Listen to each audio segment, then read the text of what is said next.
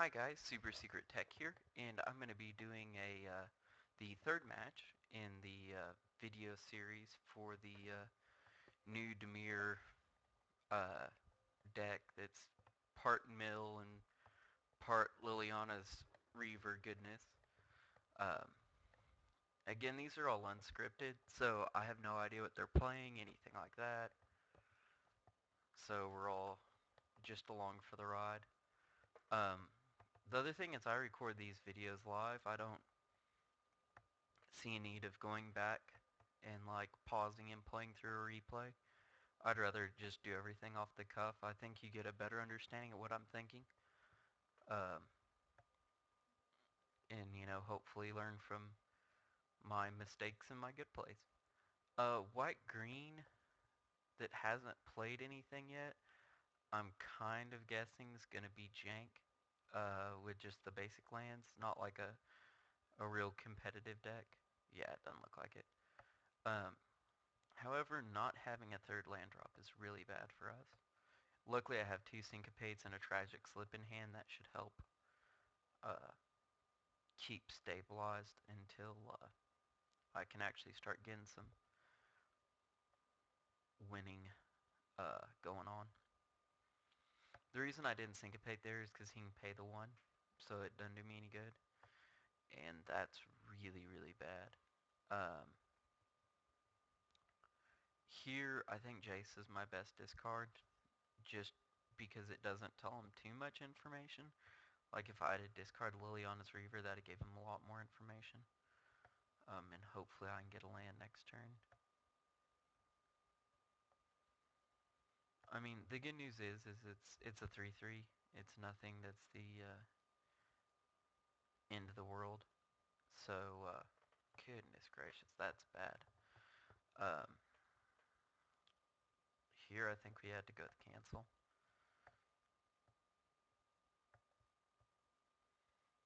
Normally with two hands in your opener, you should be fine, and I would always encourage you to keep it, but sometimes it just goes bad. And especially online, like you'll notice that it stacks a lot worse than it ever will in real life Magic, because it's completely random. So what I mean by that is you have the chance of getting like a clump where it's like literally all your lands in a row. Like there is that possibility because online's completely random. Now, through shuffling, that possibility chance is almost none. But because the way the randomizer is designed online, it's still there. Even though it's not a great chance, it's still a chance. Um, Whereas in real Magic, that would never happen. Especially like when you mulligan. Like when you mulligan in real life, you're going to move your deck around to unclump it if your hand is really clumped. And it just doesn't take that into consideration online, unfortunately. So it makes it where some things are just harder to do. Here I'm going to play Liliana's Reaver, even though he can kill it. Um, at this point, I just really need the land. Um, and it takes 4 damage away from targeting me. If he doesn't kill it, then I'm probably going to just destroy both of his creatures next turn. Because right now, Liliana's ultimate does nothing. I'm going to search for a Watery Grave here. Just because it's the best land I can get, and I think I'm going to be able to get away with playing it tapped. The reason I played Liliana the Dark Realms here and not Liliana's Reaver is simply one, I wanted to at least get the mana off. Two, I wanted to slow down the assault to my face, which is pretty crucial right now. The other thing is, like, if I don't draw another land and they kill the Liliana, I'll probably play Watergrave untapped and play the Reaver with one blue open. That way what I can do, if he attacks, I can block Soulmender and then Tragic Slip the Tusker, which puts me way ahead on the board state. And hopefully this is something that's not too bad. It's worse than the Tusker, so uh, yeah, that game plan's sticking around.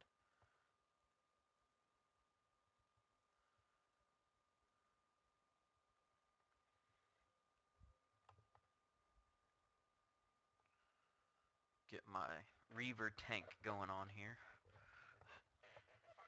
The other thing is that Liliana's Reaver makes an excellent chump blocker since he has Death Touch, and is a 4/3. He's a pretty solid body.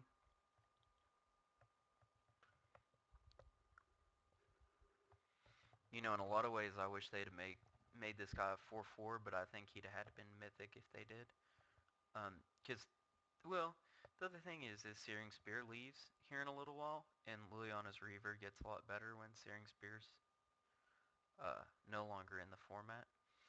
That is really bad for me, that pacifism. I'm probably going to lose this game, and if I do, it's fine, because I have 2 more games, and hopefully I won't have the mana issues that I had this game. Ooh, yeah, that's just game over right there, isn't it? Um, 6-9, yeah, that's game over.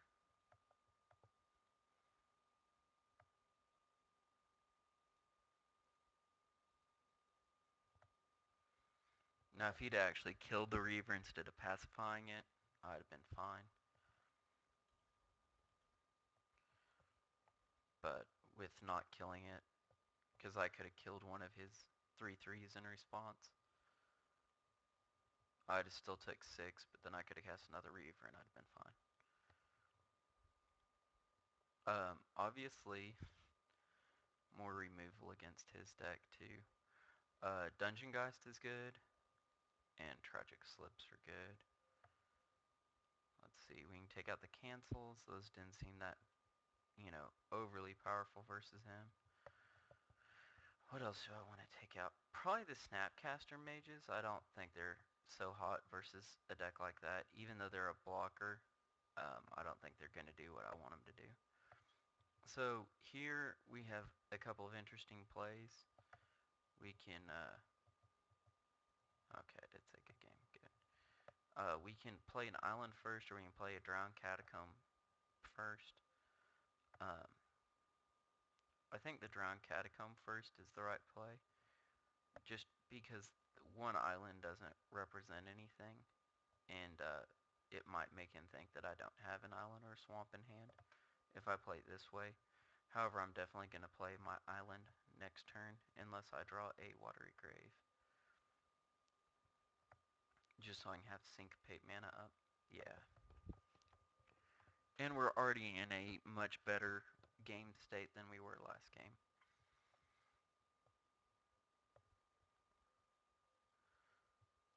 Oh yeah, that's much, much better. Doomblade's really good versus him. Especially Doomblade into Tragic Slip, because that removes any 2 creatures basically that he has in his whole deck. I'm going to go ahead and just play it tapped here, because I have Syncopate in hand. Um, the other thing is I'm probably going to wait till I have some counter mana, or I'm probably going to get, actually here, I think I'm going to go ahead and pay the 2 life and get Jace on the board. Um, I just think that that's the right way to do this versus his deck, because it puts an inevitable clock that he has to answer, and especially with my hand being full of control, um, makes him, and not having burn, makes Jace really good in this matchup.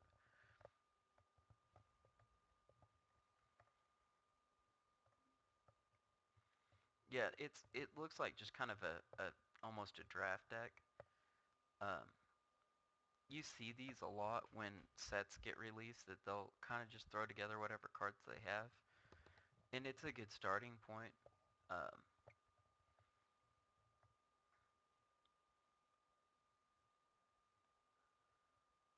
see, yeah, Sarah Angel, no problem.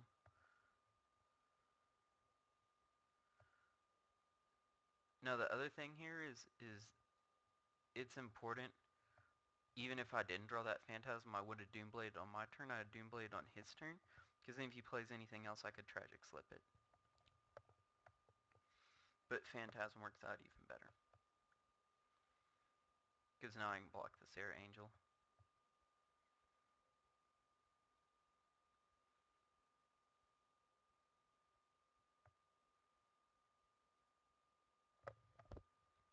Which is the key, like you want to have answers for basically anything that they can play when you throw Jace out. Um, yeah, obviously he's a big fan of pacifism, which is good in draft. It's not so good in constructed, just because there's a lot of decks that can easily pack answers for it. Here we're going to go ahead and Doomblade. Yeah, he's attacking Jace. If he'd attacked me, I probably wouldn't have Doombladed, but I figured he'd attack Jace. Because we want to keep Jace alive. He's on a 3-turn clock with Jace right now.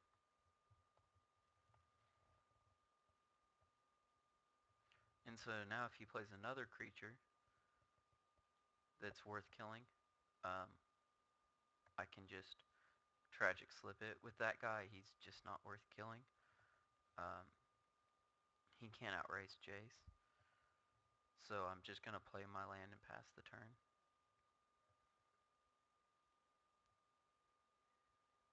That's the other thing that's crucial is when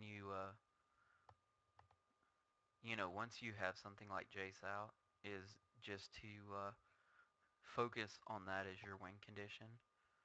If you're going to mill him out with Jace, you just have to stick to it. Um, that guy's fine. He's, worst case scenario, I can always play a Reaver. Well, actually, I'm just going to mill him out on my turn. Because he can't kill this Jace. So what I'll do is I'll do the 0 ability of Jace, play the other Jace, sacrifice this Jace, and mill him all the way out. And go to game 3.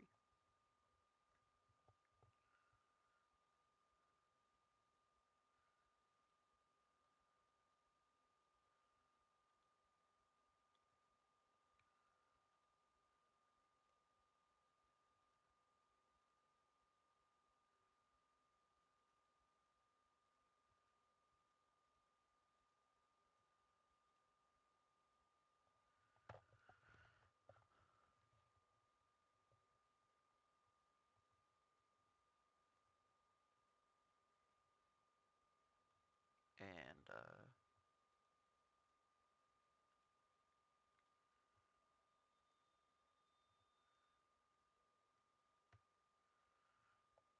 yeah, that strategy seemed to work pretty well.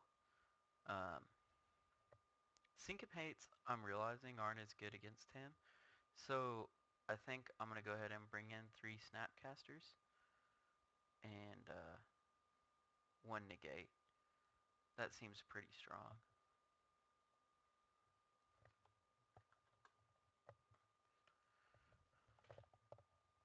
And the other thing is like, even if they don't respond back, I always like to be courteous.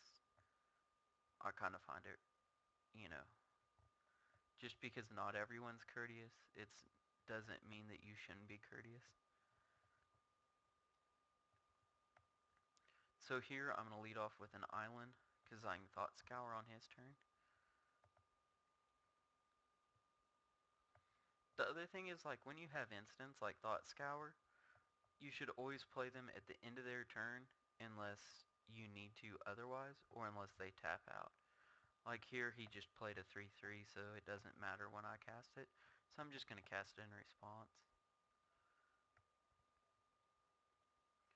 The Naturalize, I guess he doesn't have a sideboard, which is kind of interesting that he joined a match, because he should have realized that I'm not running any artifacts or enchantments that he needs to deal with. Like, that's a good card for a sideboard card. It's not the best card main deck.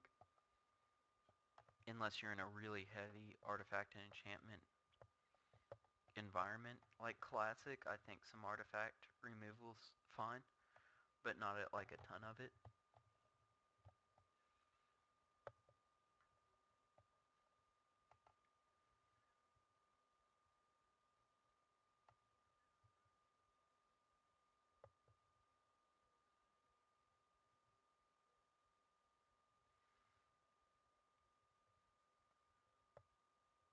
sure we're gonna Thought Scour at the end of his turn. But the other thing about leaving 2 mana up is that he has to worry about counters and play around them.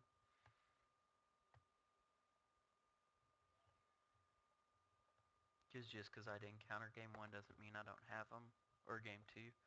Like, that's the beauty of the way counters work.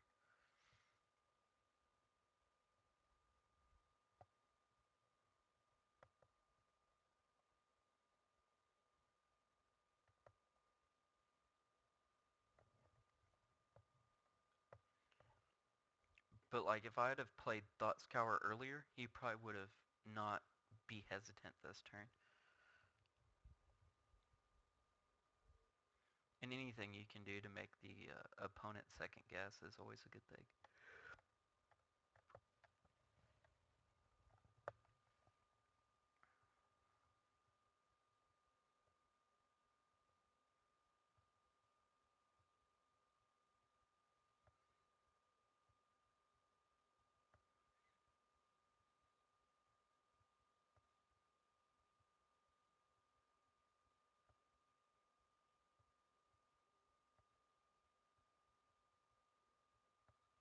And he might just be stalling out here. That happens sometimes too, where they'll just quit and they won't say anything. They won't concede the game. They'll just let the timer run out.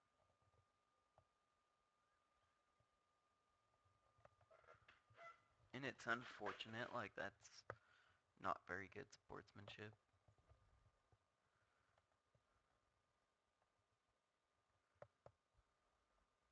You know, do what your coaches when in school tell you, like, be a good sport. Like, that matters a lot, especially since Magic is normally a 1 versus 1 game.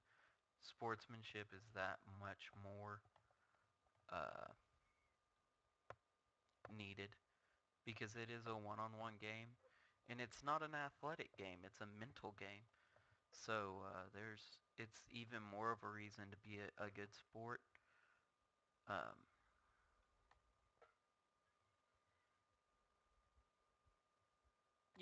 and the other thing is something might have happened. You never know. Okay, cool. He's back.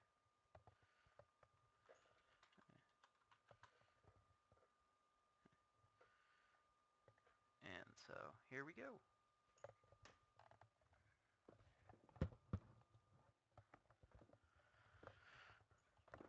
All right, let's see what we got here.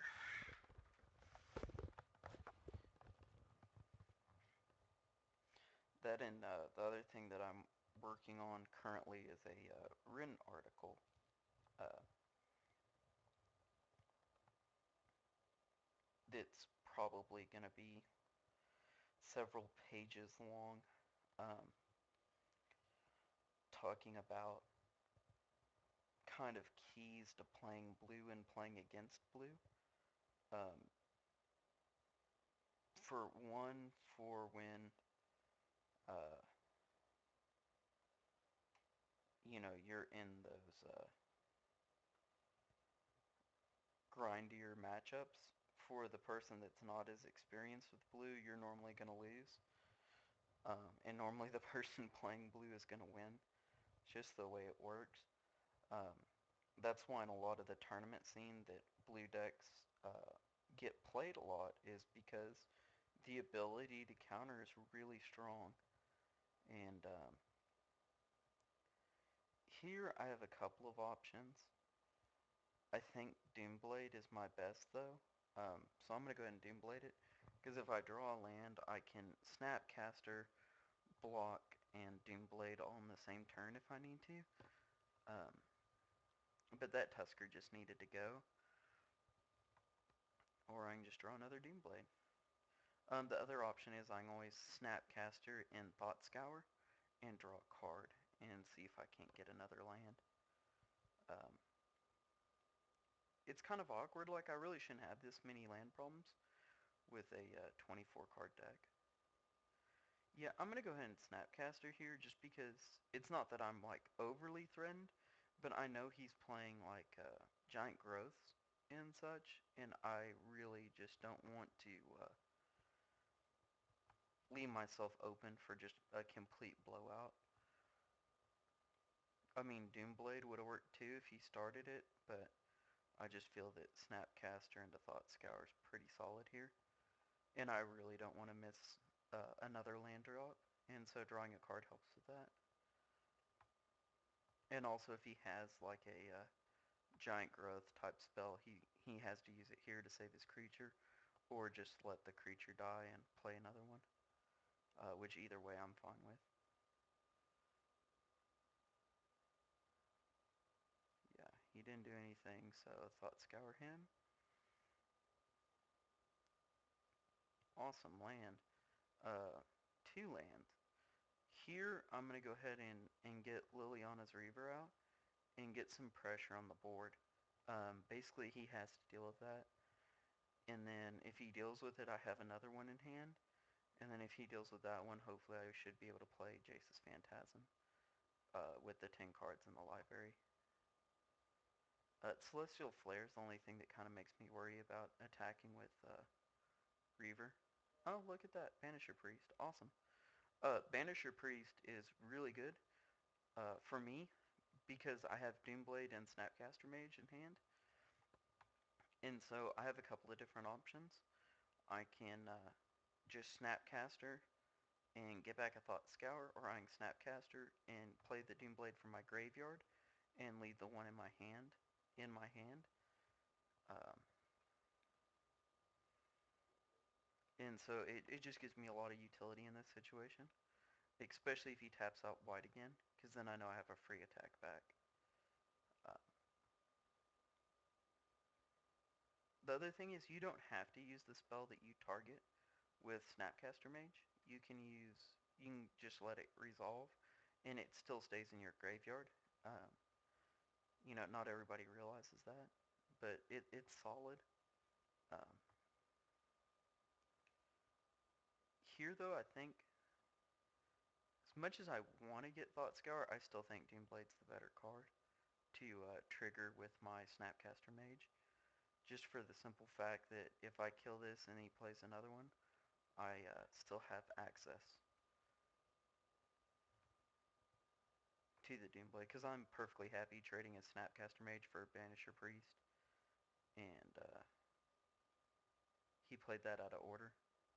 I wasn't blocking yet, so it did nothing. Um, yeah, I'm going to go ahead and just block.